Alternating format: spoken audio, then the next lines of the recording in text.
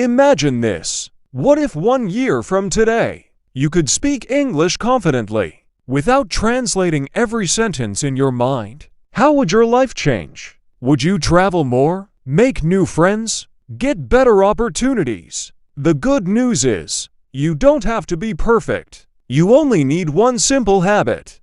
And today, I'm going to show you what that habit is. So stay with me until the end. Hello everyone. Welcome back to Speak English Today Part 6. I'm really happy you're here. Today, we're going to learn one of the biggest secrets to speaking English naturally. Most learners think that fluency comes from learning difficult grammar. But that's not true. Fluency comes from using simple English every single day. Let's learn how. First, stop trying to translate every sentence. Instead, think in simple English. For example, when you wake up, say, "Good morning." When you're hungry, think, "I'm hungry." When you're thirsty, "I need some water." When you're studying, "I'm learning English." Simple thoughts become simple conversations. Now let's practice together. Repeat after me. Today is a great day. I can speak English. I enjoy learning English. I believe in myself. Every day I become better. I never give up.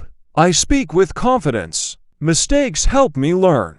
Practice makes progress. I will keep speaking English. Excellent. Now here's another habit. Talk to yourself. Yes, it may sound strange, but it's one of the best ways to improve your English. Describe everything around you. For example, this is my phone. My room is clean. The weather is hot today. I'm going to work. I'm watching a podcast. The more you speak, the more natural English becomes. Remember, children don't become fluent by studying grammar books. They become fluent by listening, repeating, and speaking every day. You can do the same.